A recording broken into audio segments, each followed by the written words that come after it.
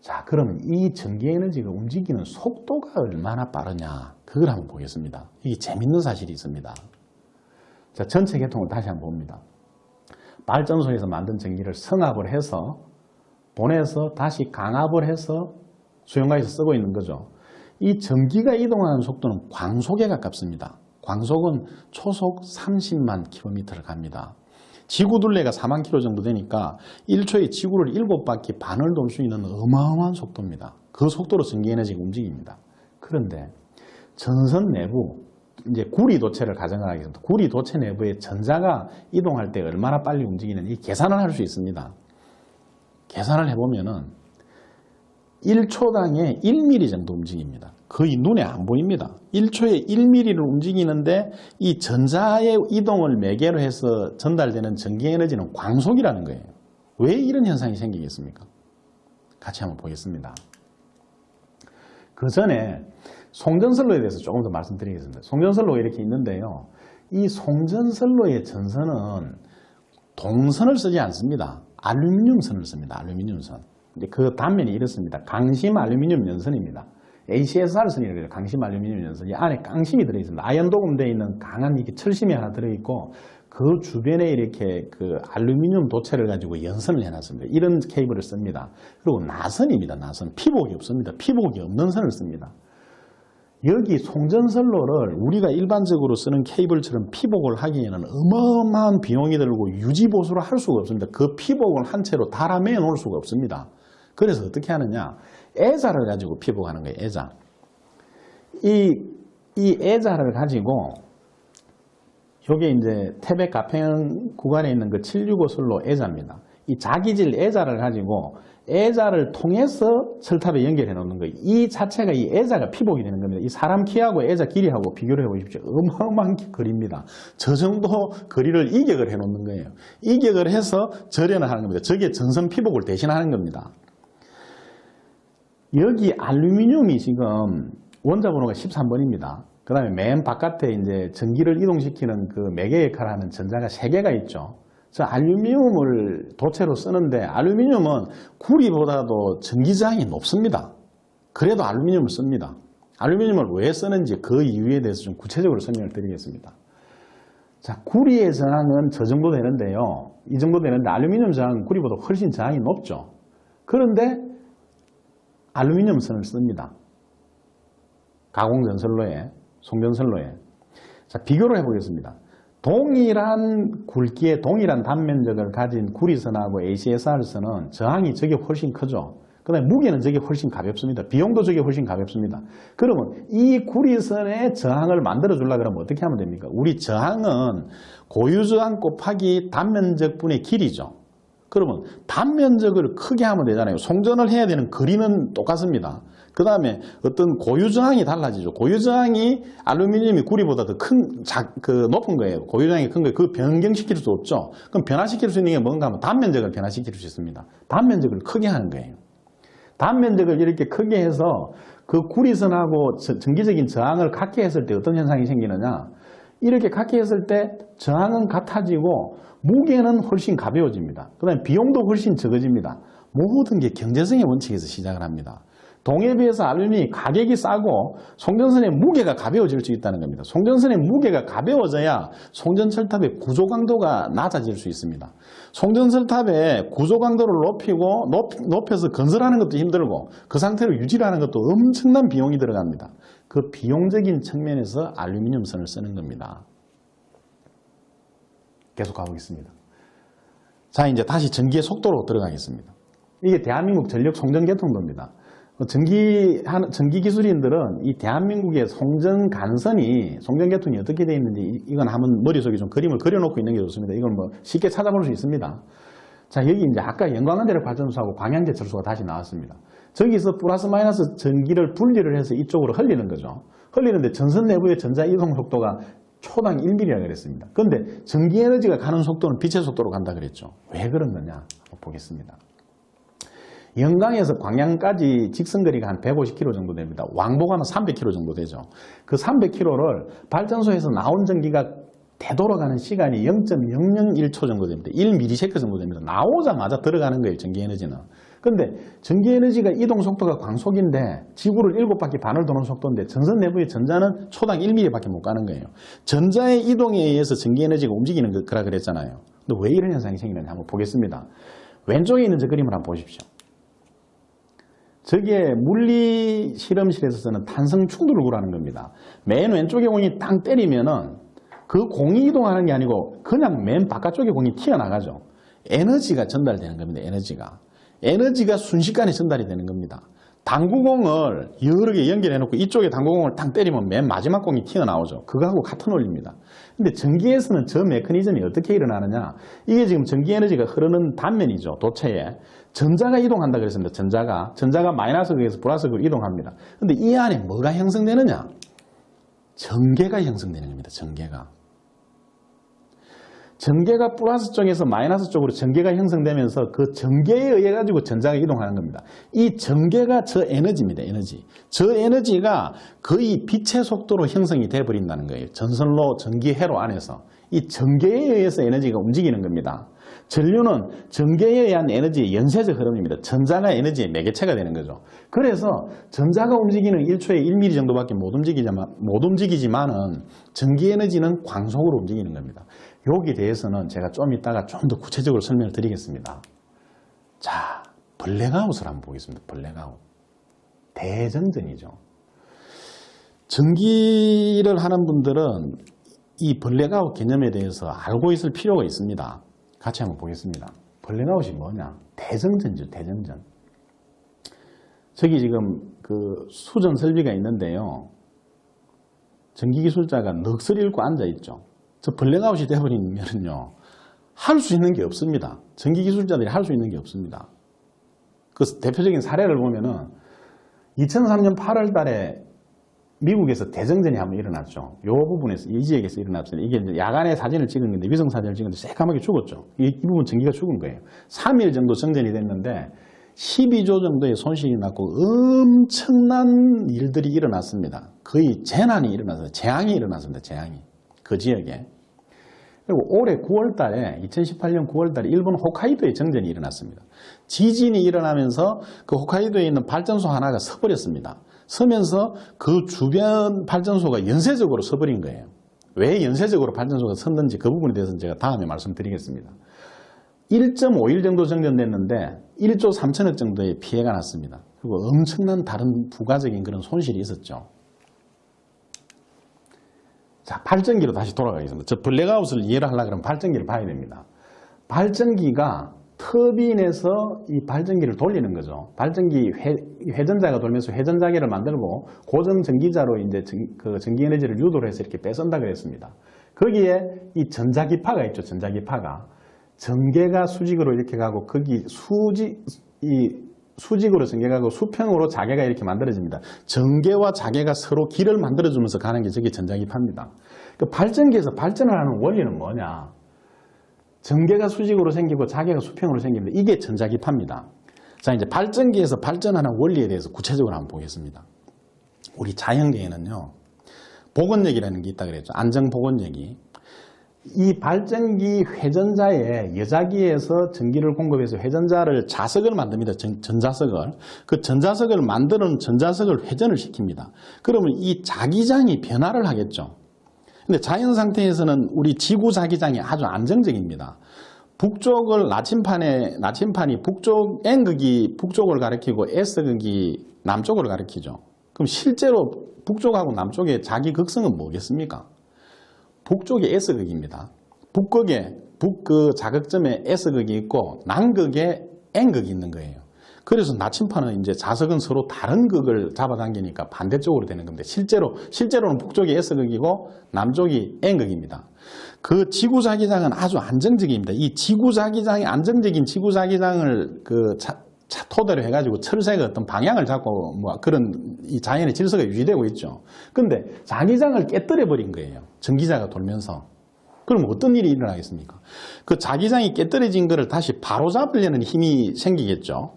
그 바로잡으려는 힘의 자기장을 만들어줍니다. 전기자에서. 그래서 회전자가 움직이면서 깨뜨리는 그 자기장을 다시 바로잡으려는 자기장이 생기는 거예요. 이 자기장이 생기려면 어떻게 해야 됩니까? 자기하고 전기하고는 두 개 상부적으로 같이 생긴다 그랬죠. 그 반발 자기장이 생기면서 그 반발 자기장을 만들 수 있는 전개가 생기는 겁니다.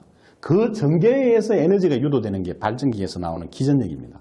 결국 뭔가 하면은 회전자에서 만드는 이 전자기파가 있죠. 회전자에서. 그 전자기파를 방해해서 그 전자기파를 소멸시키려는 형태로 전기자에서 만들어지는 거예요. 고정 전기자에서. 그 기전력이 만들어져 나오는 게 전기에너지입니다.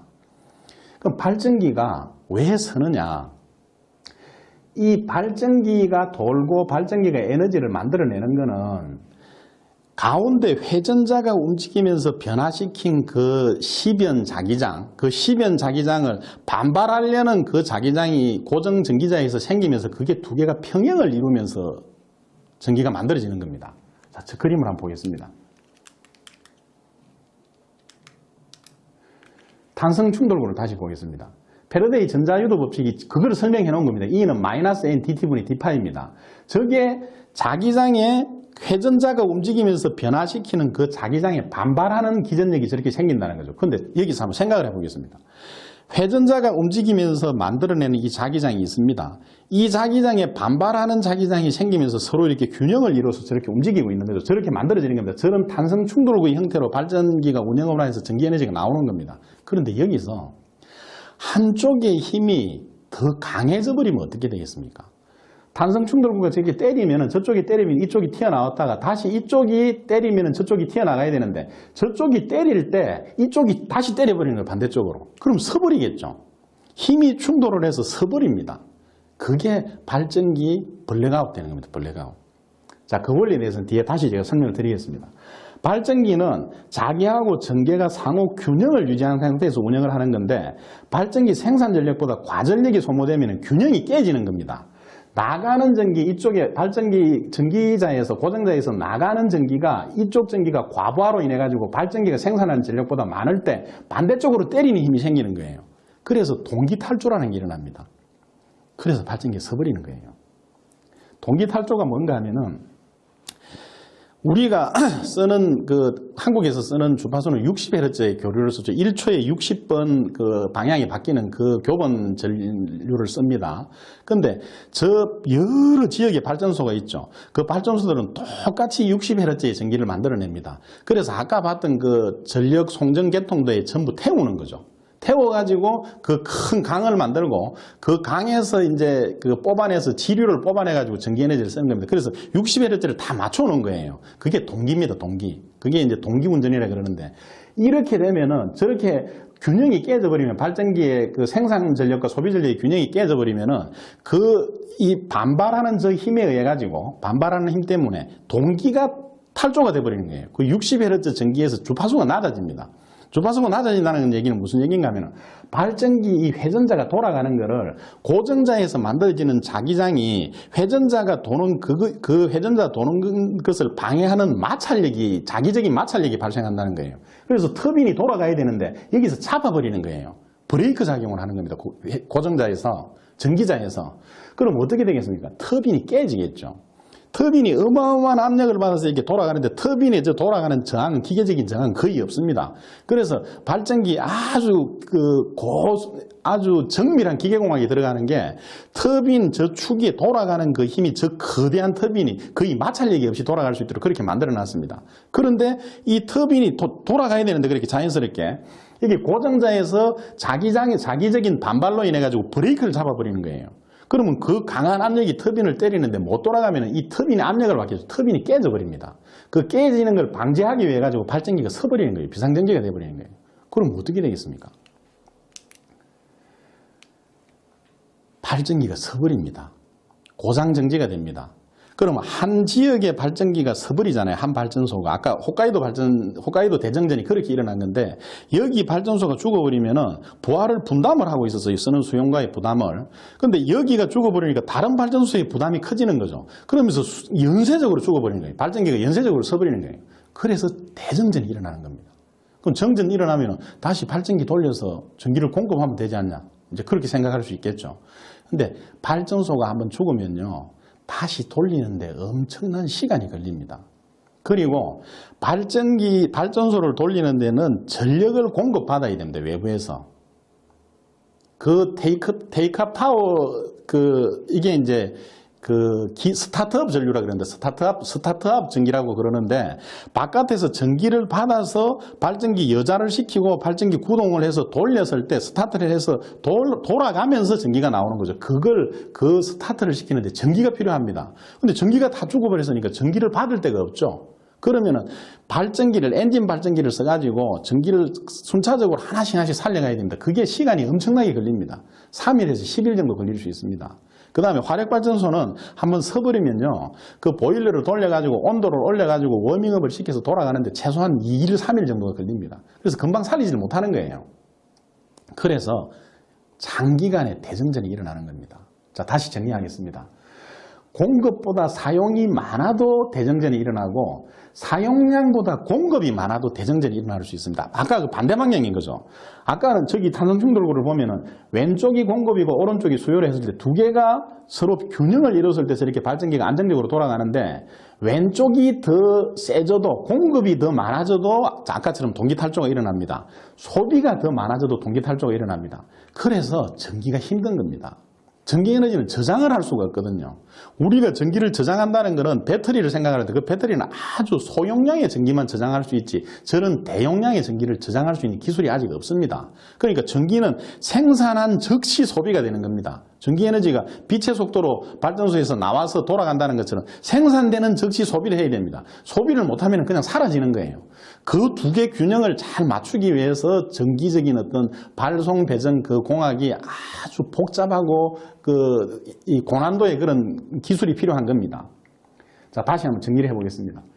우리나라에 2011년 9월 15일에 대정전이 한번 될 뻔했죠. 저때 전력 예비율이 거의 제로로 내려가서 강제정전을 시켰습니다. 강제정전, 통보 없이 그냥 강제정전을 시켜버렸어요. 안전해서. 그래서 대정전이 일어나지 않고 그 고비를 한번 넘었습니다. 전력 공급 예비율이라는 게 있습니다. 저게 뭐냐 하면은 추가로 공급 가능한 전력을 최대 부하 전력으로 나눈 겁니다. 지금 예를 들어서 2011년 9월에 저때 무슨 일이 있었는가 하면은 최대 부하 전력이 7,500만 kW였어요. 그런데 공급 가능 전력이 334만 kW였습니다. 4% 정도 되죠. 4%. 저게 전력 공급 예비율, 여유율이 4% 정도 된 거죠. 저기서 더 내려가면은 대정전이 일어날 수 있습니다. 그러니까 강제로 순환 정전시켜버린 거예요. 여기 정전시키고 여기 정전시키고. 그래서 대정전이 안 일어나고 발전소가 스톱을 안 하고 넘어갔습니다. 저 고비를 한번 넘고 나서 그 뒤에 이제 발전소를 많이 짓고 했죠. 근데 지금 2018년 11월 현재 이게 이제 전력거래소 들어가 보면 이 자료가 있습니다. 최대 수요 전력이 7,070만 kW 정도 되는데 우리가 쓰고 있는 게 여유 공급률이 1,772만 kW가 됩니다. 25% 정도 여유율이 있습니다. 지난 여름에, 올해 여름에 7% 정도까지 내려갔었죠. 폭염이 오면서 위험한 고비를 한번 넘었습니다. 이 여유율은 10% 정도, 10% 이상 확보하는 걸 이제 그 기준으로 운영을 하려고 하고 있습니다. 근데 저게 뭐가 문제냐? 전기는 생산을 하는 즉시 소비를 한다 그랬죠. 근데 이게 생산하고 소비하고 밸런스가 맞지 않으면은 발전기 고장 정지를 한다 그랬잖아요. 발전기가 강제 정지가 돼서 대정전이 일어날 수 있다 그랬죠. 이 두 개를 항상 맞춰줘야 됩니다.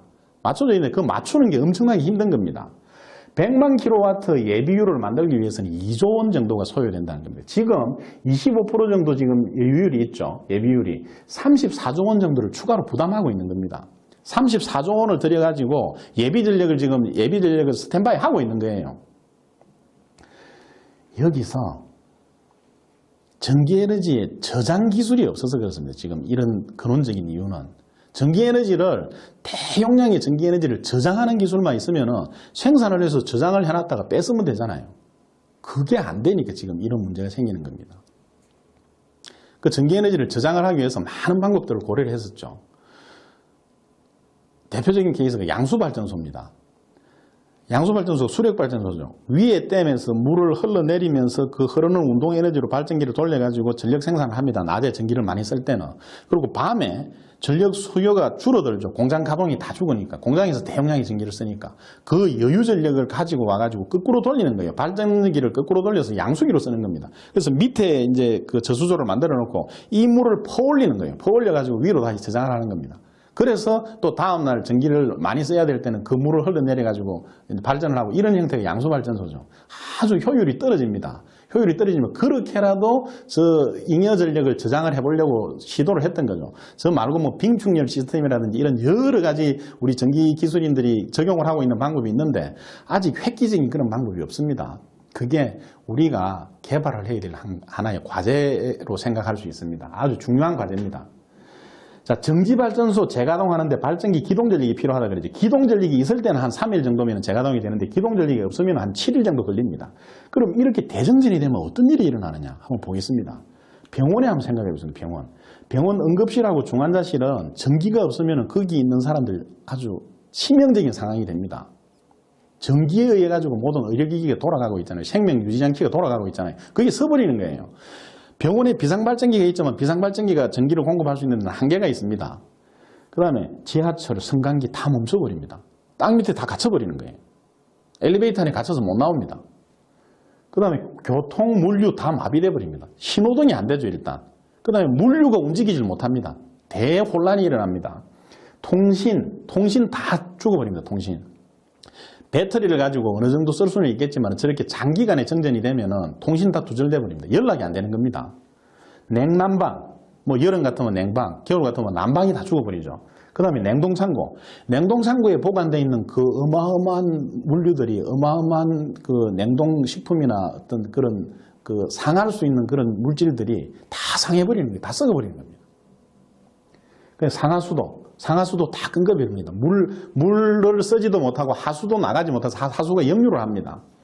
농수산 양식장에 그 고기 양식장에 기포 발생기를 가지고 산소를 넣어줘야 살죠. 그게 멈춰지면 다 폐사해버립니다.